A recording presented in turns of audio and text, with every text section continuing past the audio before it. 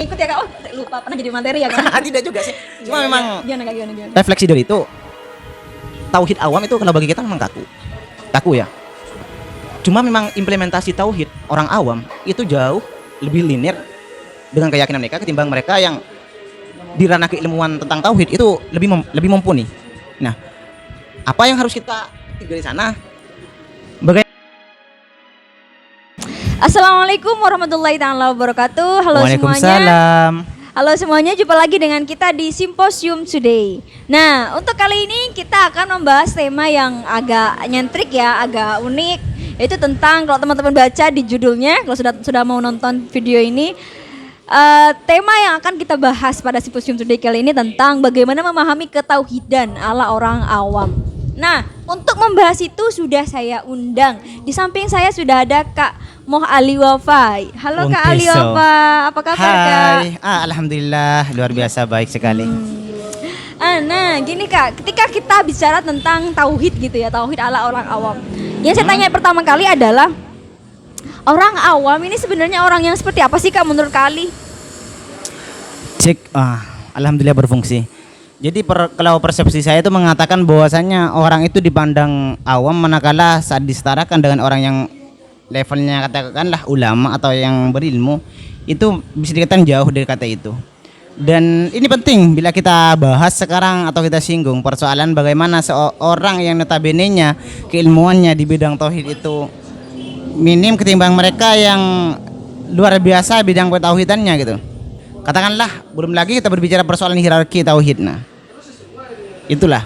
Nah, oh iya memang sih Kak. Karena kalau kita melihat ada ketimpangan gitu dari orang-orang yang dibilang kalau kita sebut dengan orang awam yang tidak terlalu dalam memahami ilmu agama dengan orang-orang yang mendalam dari segi ilmu agama gitu kan. Walaupun tidak harus secara mendalam, mereka belajar tentang ilmu agama itu tidak berbeda memahami tentang konsep ketauhidan. Nah, konsep ketauhidan yang menurut dalam perspektif Kak Ali Wafa itu seperti apa? Oke, terima kasih. Ini bagi Kak, saya sama-sama. Sebenarnya panggung ya, panggung untuk menyampaikan persepsi saya. Sebelum ke sana, maka saya akan singgung bahasanya di Saryanti itu di antara pengertian manusia itu sebagai abdun ya. Sebagai kalau bahasa Madura itu bahasanya orang awam itu kabullah. Sebagai hamba sahaya, pembantu. Nah, ini penting sekali saat kita coba tarik dengan persoalan tauhid, ketauhidan, penyatuan. Tauhid itu kan konotasi bahasanya bermakna menyatukan. Nah, bagaimana tauhid orang awam? Maka tauhid orang awam itu jauh beda dengan tauhid kebanyakan orang-orang yang sudah alim.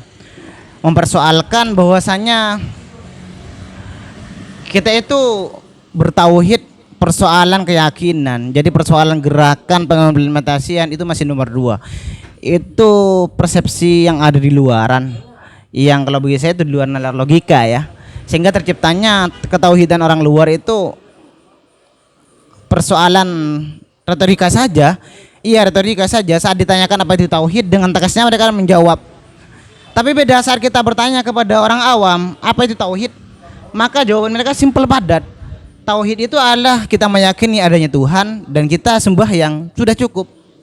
Gitu bagi mereka. Ini penting kalau kita kaji lebih mendalam ada apa di balik tauhid yang mereka bangun seperti itu. Sehingga acap kali kalau yang ada di ranah sosial ya. Tapi maaf sebelumnya saya tidak ingin mengajak pendengar pemirsa untuk membacanya atau menyimpulkan dengan menggunakan pendekatan logika induktif ya. Tidak, bagaimana tidak seluruhan. Katakanlah dunia kemahasiswaan. Ya, dunia kemahasiswaan. Entah mereka yang berdiam di ormek yang seringkali dengan dialektikanya berbicara persoalan tauhid, atau mereka yang ada di lingkaran kekuasaan pemerintahan.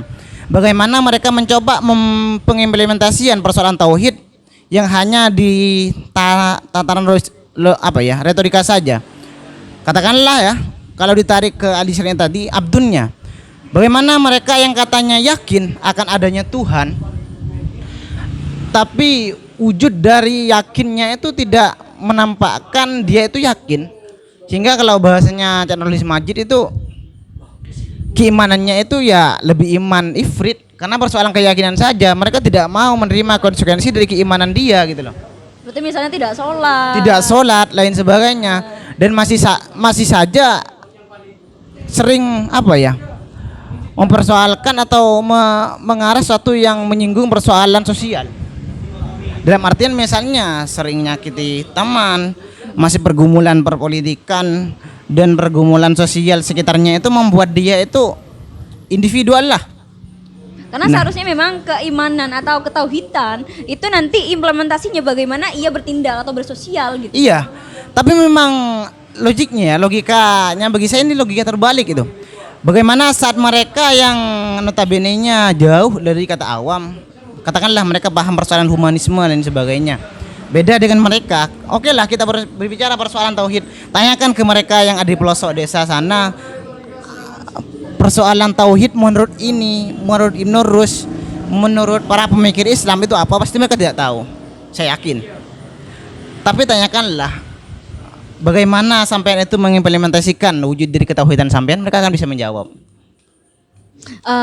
Menarik sekali. Jadi bagaimana seharusnya ketika kita memahami persoalan tauhid itu kita bisa melihat bagaimana orang-orang awam, mereka walaupun mengetahui sedikit ya, sedikit tentang ketauhidan, tapi mereka lebih dalam gitu, atau lebih paham bagaimana mengimplementasikannya kepada masyarakat atau dengan sosial mereka.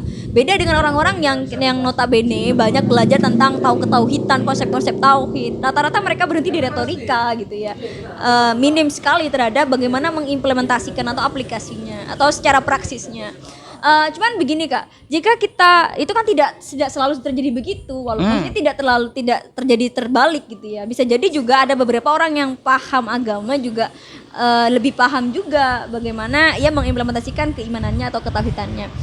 Cuman kan begini Kak ya, kalau kita bicara orang awam, walaupun mereka tahu sedikit, cuman rata-rata kan mereka memahami sebuah teks agama itu tekstual gitu. Tapi kan di satu sisi itu juga membahayakan kalau misalkan mereka tahu sedikit dan secara tekstual dan mereka implementasikan tanpa tahu dasar yang kokoh gitu.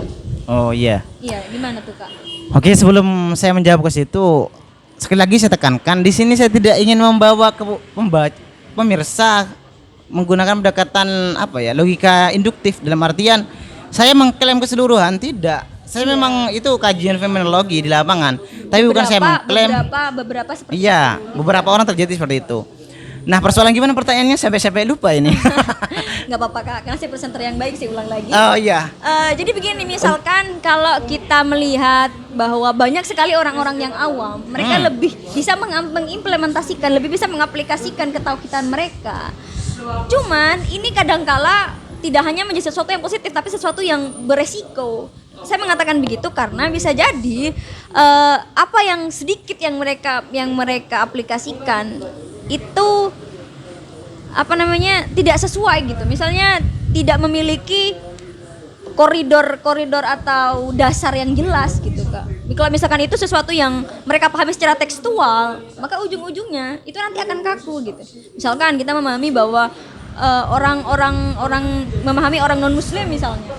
Kalau kita hanya memahami tidak boleh gitu kan, tapi tidak memahami secara kontekstual, tapi hanya tekstual, dan mereka bersikukuh dengan itu kan menjadi sesuatu yang riskan juga Kak. Gimana tuh Kak? Iya. Kalau bagi saya sih justru kekakuan mereka itu adalah wujud kekokohan tauhid mereka. Iya, tapi kan di satu sisi ini juga berbahaya ketika mereka tidak memiliki dasar dan diarahkan kepada sesuatu atau aliran garis keras misalnya Kak. Memang yang menjadi persoalan itu di sana ya, atau ibarat katanya itu rival mereka itu di sana. Musuh besar tauhid awam itu di sana. Artinya mereka itu selain kaku, mereka biasanya gampang digiring ke opini yang mengarah ke kesatan atau radikal lain sebagainya. Tapi satu yang tidak dimiliki oleh orang perkotaan, jadi orang awam itu, sebagaimanapun mereka itu kaku dalam peribadahan, tapi mereka masih berpegang teguh dengan persoalan takdiman wa ikroman. Jadi artinya mereka memang tidak memiliki referensi yang cukup sebagaimana kita sehingga mampu berdialektika, tapi mereka memiliki guru. Nah, kenapa saya menarik membahas ini? Ketauhidan orang awam itu mayoritas ya. ketidaktahuan mereka selalu dibarengi dengan usaha mereka untuk mengetahui. Sehingga kalau di orang awam itu bodoh amat sih dengan persoalan katanya kajian ini dan itu. Tidak, mereka itu dengan upaya pengetahuan mereka terbukti ya di lingkungan sosial masyarakat awam itu ada seperti persoalan perkoloman lain sebagainya. Nah, ini kalau bagi saya panggung bagi mereka yang ulama. Dalam artian mereka itu oke lah, silahkan tunjukkan eksistensi mereka di luar. Tapi di lain sisi ada mereka yang perlu dididik. Oh jadi ketika orang awam diposisikan sebagai satu kelompok gitu ya, berarti harus ada sosok yang mendampingi gitu Iya, ya Pak ya? itu harus ada. Oh mungkin ini juga yang menyebabkan banyak sekali atau yang menjadi sentral di pedesaan atau di pelosok itu adalah sosok kiai gitu ya, atau tokoh-tokoh agama. Iya, tokoh-tokoh agama. Kan kalau misalnya kita lihat di perkotaan banyak sekali yang mungkin sentralnya yang mereka patuhi itu bukan ulama, misalnya ke polisi misalnya dan sebagainya. Kalau menurut Kak Ali sendiri bagaimana kalau maksudnya kita sebagai mahasiswa anggap saja kita sedang belajar untuk memahami agama. Saya mahasiswa ya. Ya kakak ya yang mahasiswa. Oh iya. Nah kalau bagaimana kita memahami agama dan lain sebagainya, hanya saja seringkali karena kita memiliki sudut pandang yang berbeda, pola pikir yang berbeda, maka saat kita menyampaikan sesuatu itu susah gitu kan, nyampainya terus agak susah. Nah bagaimana menurut Kak Ali Bapak itu melihat tentang itu? Nah ini menarik, perbedaan antara awam dan mereka yang sudah levelnya tinggi pengetahuannya. Mereka itu masih saja berpegang teguh pada yang namanya adab. Kenapa sering terjadi bersih tegang? Kalau analisis sosial saya mengatakan orang yang cenderung dengan pendidikan lebih tinggi itu selalu cenderung dengan lagi-lagi tidak induktif ya. Bukan induktif ya. Ini bukan dengan, konklusi gitu ya. Iya. Dengan retorika mereka itu ibarat kata kalau mereka mengatakan secara kaku, wajar mereka awam, wajar kaku. Tapi upaya penyampaian itu juga kaku kepada masyarakat, dalam artian mereka itu terkesan bahasa kasarnya itu sok. Oh ada pola yang seakan-akan memposisikan saya lebih tahu. Nah iya, sehingga itu sulit untuk diterima oleh orang awam. Itu harus dipahami. Karena memang titik tekan dari sebenarnya ini refleksi dari kajian tasawuf selama 4 minggu ya. Oh, iya. Berarti sering ikut ya Kak. Oh, saya lupa pernah jadi materi ya Kak. Tidak juga sih. Cuma memang gimana. Refleksi dari itu tauhid awam itu kalau bagi kita memang kaku ya.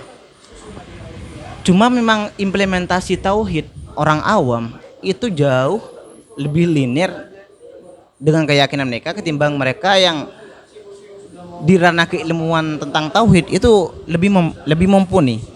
Nah, apa yang harus kita petik dari sana?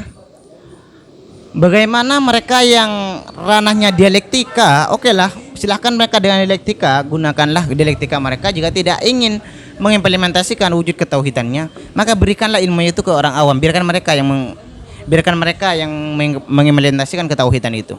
Wujudnya demikian itu, bagi saya. Iya, jadi perlu gitu ya Kak ya. Bagaimana kita memahami ketauhidan atau memposisikan diri jika kita berhadapan dengan orang awam. Nah, terakhir nih Kak, pertanyaan terakhir tentang ketauhidan. Tentang kalau kita melihat anomali-anomali yang ada. Iya. Kali Bapak. Iya. Ini jadi fans saya masih menghubungi saya. Oh. Iya. Nah, kalau kita bicara tentang ketauhidan ya Kak, ketauhidan sebenarnya anomali yang salah. Kalau kita lihat ada beberapa fenomena tadi ya, anomali yang salah atau pemahaman yang salah terhadap ketauhidan atau bagaimana seharusnya ketauhidan itu seperti apa kalau menurut Kak Ali? Kalau di ranah sebenarnya persoalannya disanggungkan dengan tasawuf kemarin. Iya. Pemahaman yang salah memang saat kita berbicara persoalan ketauhidan itu hanya persoalan keimanan. Jadi itu atau persoalan keyakinan orang, ya. Persoalan keyakinan atau saya yakin, saya percaya itu cukup, tidak seperti itu. Karena dalam artian saat kita iman, maka harus kita itu menerima konsekuensi dari keimanan kita. Nah, keyakinan yang ada di masyarakat, khususnya orang di kalangan mahasiswa, ini tekannya ke mahasiswa karena saya banyak menemukan di sana. Mereka itu dengan ranah pengetahuan tentang tauhid yang lumayan tinggi, tapi tidak dibarengi dengan apa ya? Tidak dibarengi bahwasanya mereka itu siap menerima konsekuensi dari keimanan mereka. Nah, itu. Kalau di ranah masyarakat, kalau bagi saya, kalau di masyarakat awam, pemahaman yang salah itu memang manakala kita itu cenderung menjadi muslim yang kapitalis. Gimana tuh Kak muslim kapitalis? Kita hitung-hitungan pahala terus. Oh. Iya, kita hitung-hitungan pahala terus. Oh, kayaknya ini pahalanya kecil lah. Iya, ini kecil, kita tinggalkan gitu. Ini kecil ini, cuma memang tidak di apa ya? Tidak dipungkiri itu motivasi terbesar tauhid awam. Nah, iya. Iya. Itu motivasi terbesar tauhid awam sehingga orang awam itu mampu melakukan penyembahan lah. Kalau bahasanya cuma kan penyembahan atau peribadahan itu karena motivasi dari kata tadi tuh timbal balik. Saya beribadah maka Tuhan memberikan saya pahala demikian. Sebegitu banyak. Lah sehingga kenapa saya harus membahas ini sebenarnya oke teman-teman akan mengatakan pembahasan ini akan semacam pembahasan yang absurd. Ya, pembahasan absurd. Tapi tekannya ini persoalan fenomenologi di lapangan. Bagaimana harus ada sinergi antara mereka yang levelnya ulama dengan tanpa tanda kutip sok itu harus turun gunung. Dan mereka yang ada di ranah atau kita katakan seandainya kita berbicara kelas awam itu jangan terlalu kaku. Artinya mereka itu sih fleksibel menerima ajaran baru yang dipandang yang sudah jelas sanadnya itu. Dan di lapangan memang seperti itu, mereka apa ya?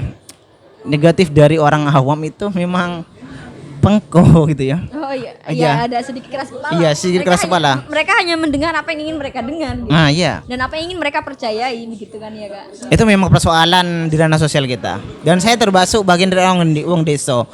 Hingga saya melihat mengkaji ini tuh di ranah sosial budaya saya. Dan itu terjadi di ranah pedesaan ya. Saya juga merasakan sih Kak, memang ini fenomena sosial yang terjadi di sekitar kita. Ketika misalnya ada orang yang merasa paham agama, itu memposisikan diri lebih tinggi, dan sedangkan orang awam memposisikan seakan-akan mereka orang-orang yang tidak tahu gitu, memang orang yang bodoh gitu misalnya. Itulah fenomena kita. Iya gitu. Nah, itu tadi bicara tentang ketauhidan ala orang awam. Mungkin teman-teman juga yang tidak jauh-jauh dari pelosok atau tidak jauh-jauh dari area-area atau sebut saja bukan daerah kota gitu ya. Susah banget saya ngomongnya. Jadi mungkin merasakan atau grogi mungkin ya. Grogi di awal Kak, ini sudah menutup ya. Oh iya siap. Jadi saya sudah lupa. Mungkin yang teman-teman juga melihat fenomena ini di sekitar kita. Ada fenomena-fenomena yang kita merasa ini terbalik gitu. Dan memang kita sebagai orang-orang yang kita bisa memposisikan diri jika kita bertemu dengan orang-orang yang lebih tahu, maka kita perlu belajar dan bersifat terbuka gitu. Karena memang kalau orang awam sendiri tadi disampaikan oleh Kak Ali, orang-orangnya kadang sedikit keras kepala gitu. Karena apa? Karena memang mereka memiliki frame yang berbeda, sudut pandang yang berbeda, atau cara berpikir yang berbeda, dan itu wajar gitu. Dan bagaimana kita ataupun orang-orang yang paham agama, dan kita sebagai mahasiswa di sini ya, bukan berarti kita paham agama, atau kita juga memposisikan diri sebagai orang-orang yang ansih sama sekali tidak tahu agama gitu kan. Jadi kita harus tahu tempat gitu kan Kak ya. Iya. Jika kita berposisi sebagai dengan orang awam, maka kita bagaimana kita lebih rendah gitu ya. Sebagai teman. Iya, orang awam juga tidak tahu teori zon politikon ya. Iya. Tapi mereka mengimplementasikannya. Iya, jadi mereka sebenarnya mengimplementasikan itu tanpa tahu teori-teorinya. Kita belajar teori-teori terus tanpa mengimplementasikan. Sebenarnya profesor ini siapa gitu ya Kak? Nah, itu saja teman-teman ya. Silakan nanti jangan lupa like, komen, dan subscribe. Dan jangan lupa isi kolom komentar jika teman-teman tidak sepakat dengan apa yang kita sampaikan, atau ada usulan-usulan materi atau kajian-kajian yang perlu kita bahas, silakan isi kolom komentar. Itu saja dari kami, kurang lebihnya mohon maaf. Kita jumpa lagi di Simposium Today edisi berikutnya. Assalamualaikum warahmatullahi taala wabarakatuh. Kita ketemu di meja simposium, ngopi yuk.